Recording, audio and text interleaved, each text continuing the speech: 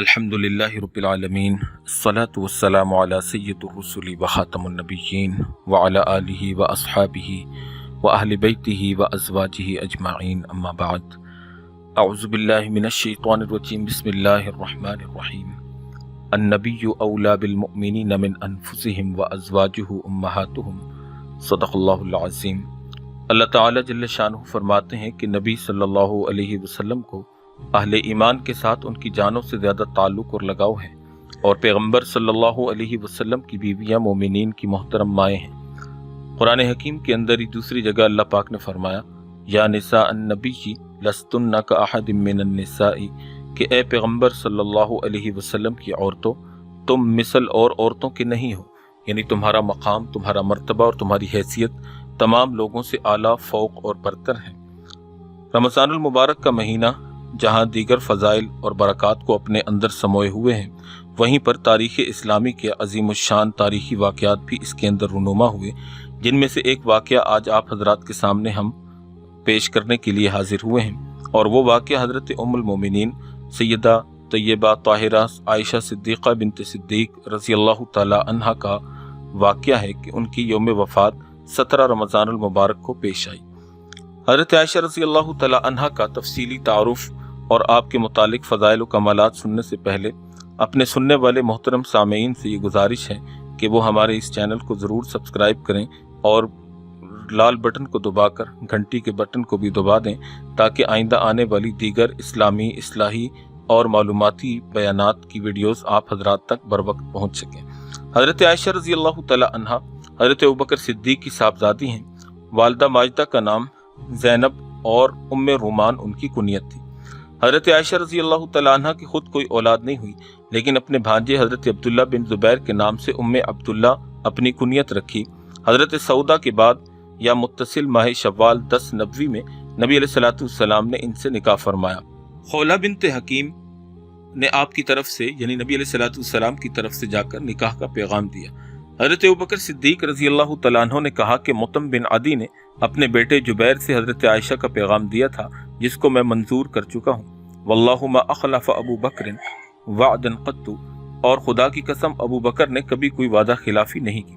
حضرت ابوبکر صدیق یہ کہہ کر سیدھے مطعم کے گھر پہنچے اور مطعم سے مخاطب ہو کر فرمایا کہ نکاح کے متعلق کیا خیال ہے۔ مطعم کی بیوی بھی سامنے تھی۔ مطعم نے بیوی سے مخاطب ہو کر کہا کہ تمہاری کیا رائے ہے؟ مطعم کی بیوی نے ابوبکر صدیق رضی اللہ تعالیٰ عنہ سے مخاطب ہو کر کہا کہ تمہارے یہاں نکاح کرنے سے مجھ کو قوی اندیشہ ہے کہ میرا بچہ صابی یعنی بے دین نہ ہو جائے اور اپنا آبائی دین چھوڑ کر تمہارے دین میں داخل ہو جائے۔ حضرت ابوبکر صدیق رضی اللہ تعالیٰ عنہ مطعم کی طرف متوجہ ہوئے اور کہا کہ اے مطعم، تم کیا کہتے ہو؟ مطعم نے کہا کہ میری بیوی نے جو کہا وہ آپ نے سن لیا۔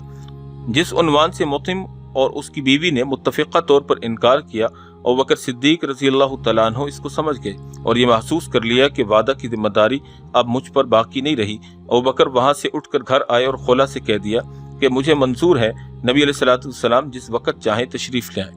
چنانچہ آپ علیہ الصلوۃ والسلام تشریف لائے اور نکاح پڑھا گیا۔ 400 درہم کا مہر مقرر ہوا۔ ہجرت سے 3 سال قبل ماہ شوال 10 نبوی میں نکاح ہوا اور آپ کی عمر اس وقت 6 سال کی تھی۔ ہجرت کے 7-8 مہینہ بعد شوال ہی کے مہینہ میں رخصتی اور عروسی کی رسم ادا ہوئی۔ اس وقت آپ کی عمر 9 سال اور کچھ ماہ تھی۔ 9 سال نبی علیہ الصلوۃ والسلام کی زوجیت میں رہیں۔ جس وقت نبی علیہ الصلوۃ والسلام کا وصال ہوا تو حضرت عائشہ کی عمر 18 سال کی تھی۔ 48 سال آپ کے بعد زندہ رہیں اور 57 ہجری میں مدینہ منورہ میں وفات پائی، اور وصیت کے مطابق دیگر ازواج مطہرات کے پہلو میں رات کے وقت جنت البقیع میں دفن ہوئی۔ وفات کے وقت 66 سال کی عمر تھی۔ حضرت ابو ہریرہ رضی اللہ تعالیٰ عنہ نے نماز جنازہ پڑھائی۔ قاسم بن محمد اور عبداللہ بن عبد الرحمن اور عبداللہ بن ابی عتیق اور حضرت زبیر کے دونوں صاحبزادے عروہ اور عبداللہ، ان لوگوں نے آپ کو قبر میں اتارا۔ یہ ساری کی ساری تفصیلات زرقانی کے اندر موجود ہیں۔ حضرت ابو سعید خدری رضی اللہ تعالیٰ عنہ کی روایت کے اندر آتا ہے کہ اللہ کے رسول صلی اللہ علیہ وسلم نے ارشاد فرمایا کہ میں نے کسی عورت سے اس وقت تک نکاح نہیں کیا جب تک کہ جبریل امین اللہ عز و جل کی طرف سے وحی لے کر نہ آ گئے۔ چنانچہ حضرت عائشہ کے نکاح میں بھی یہی صورت ہوئی۔ جامع ترمذی میں عبداللہ بن عمر رضی اللہ تعالی عنہ سے مروی ہے کہ رسول اللہ صلی اللہ علیہ وسلم نے ارشاد فرمایا کہ جبریل میرے پاس آئے اور یہ کہا کہ اللہ عز و جل نے آپ کا نکاح अबू बकर की बेटी से कर दिया, और जिब्रील के साथ हजरत आयशा की एक तस्वीर भी थी जो मुझको दिखाई गई और कहा कि ये आपकी बीवी है। ये मजमून सहीहैन की रिवायतों में भी मौजूद है। हजरत आयशा अपने बाप अबू बकर की बेटी थी। बाप के फाहम फिरासत और मकाम सिद्दीकियत से खास हिस्सा इनको मिला था। उम्मे रोमान आपकी वालदा थी, जिनकी निस्बत नबी अलैहिस्सलाम ने ये इरशाद फरमाया था कि जो शख्स हूर ऐन को देखना चाहे वो उम्मे रोमान को देख ले, जैसा कि बुखारी की एक रिवायत के अंदर आता है। इसलिए खुदाबंद ज़ुल जलाल की मशीयत और इनायत इसकी दाई हुई कि अपने पैगम्बर की जार गार और मुहिब जान निसार की दख्तर नेक अख्तर को लड़कपन ही में नबी अलैहिस्सलाम की ज़ौजियत और तरबियत में दे दिया जाए, क्योंकि लोहे क़ल्ब हनूज बिल्कुल पाक और साफ है। कोई बातिल नक्श अभी तक इस पर नहीं खींचा गया। खुद बचपन का ज़माना तो मासूमियत का ज़माना है। माँ बाप की तरफ से भी किसी नक्श बातिल का कोई इम्कान नज़र नहीं आता।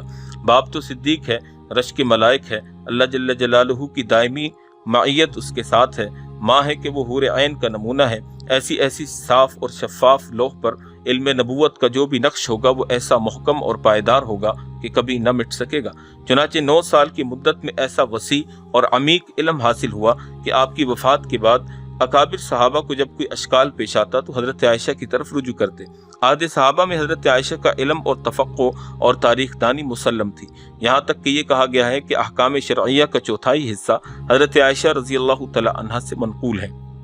हजरत अबू मूसा अशअरी रजी अल्लाह तआला अन्हु फरमाते हैं कि सहाबा को जब किसी मसला में कोई अशकाल पेश आता तो हजरत आयशा से दरियाफ्त करते, आपके यहाँ ज़रूर इसके मुतालिक कोई इल्म दस्तयाब होता। हजरत इमाम ज़ोहरी फरमाते हैं कि हजरत आयशा के इल्म का तमाम उम्महातुल मोमिनीन और तमाम औरतों के साथ मवाजना किया जाए तो हजरत आयशा का इल्म सबसे बड़ा रहेगा।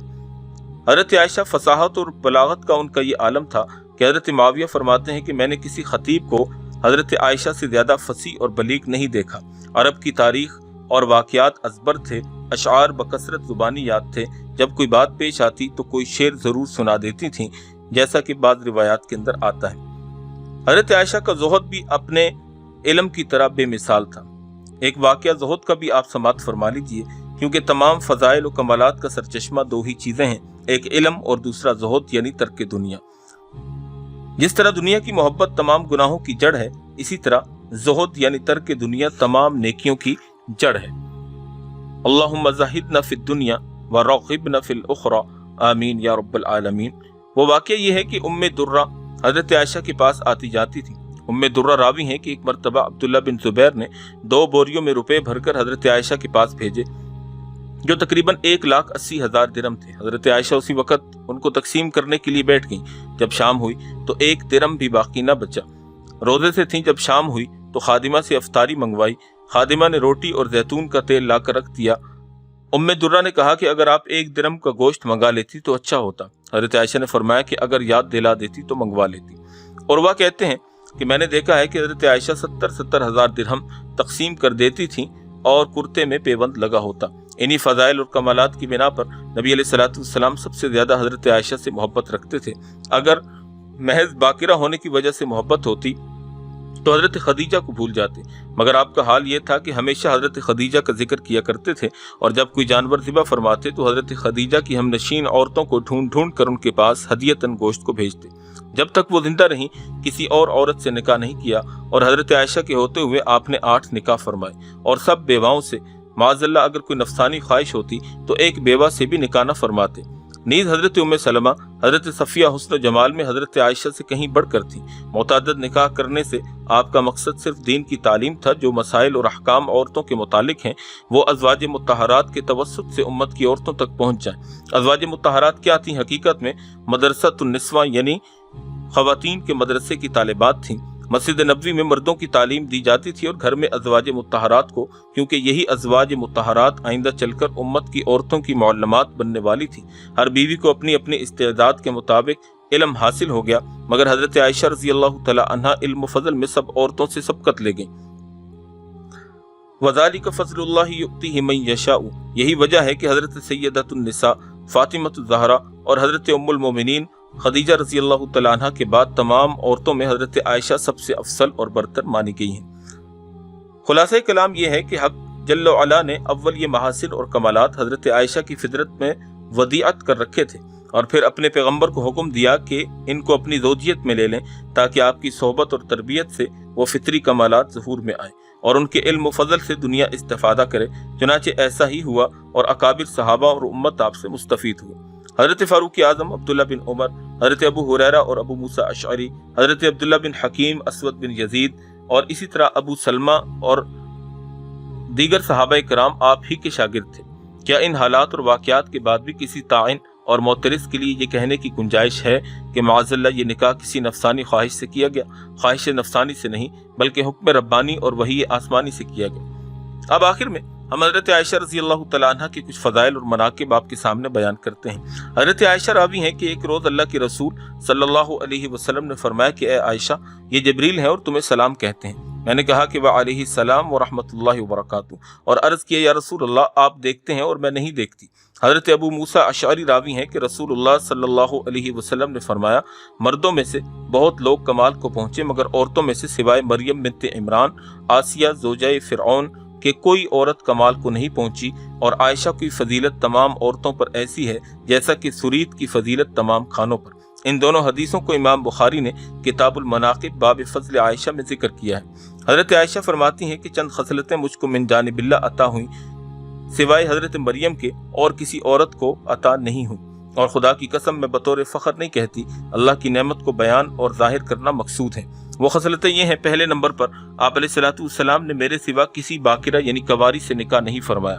دوسرا، نکاح سے بیشتر فرشتہ میری تصویر لے کر نازل ہوا اور آپ کو دکھا کر کہا کہ یہ آپ کی بیوی ہیں، اللہ کے حکم سے آپ ان سے نکاح کریں۔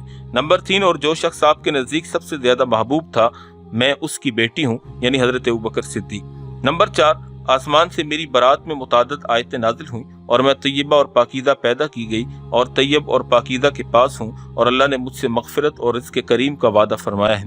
5، میں نے جبریل کو دیکھا، میرے سوا آپ کی ازواج میں سے کسی نے جبریل امین کو نہیں دیکھا۔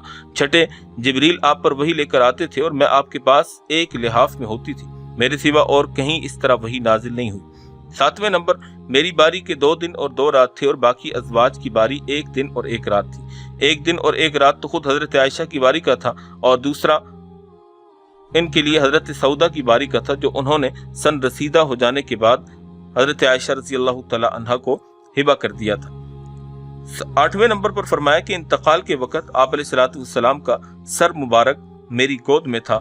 9 نمبر پر فرمایا کہ وفات کے بعد آپ صلی اللہ علیہ وسلم میرے حجرے میں مدفون ہوئے۔ یہ حضرت عائشہ رضی اللہ تعالی عنہا کے یوم وفات کے حوالے سے آپ حضرات کے سامنے کچھ ان کی فضائل، کچھ ان کی خصوصیات، کچھ ان کے مناقب بیان ہوئے اور کچھ احادیث مبارکہ سے ان کی فضیلت اور عظمت کو بیان کیا۔ اللہ جل شانہ ہمیں تمام صحابہ کرام، اہل بیت رسول، ازواج رسول صلی اللہ علیہ وسلم سے کامل محبت اور عقیدت کا تعلق رکھنے کی توفیق عطا فرمائے اور ان کے نقش قدم پر چلنے کی توفیق عطا فرمائے۔ وآخر الدعوانا ان الحمد للہ رب العالمین۔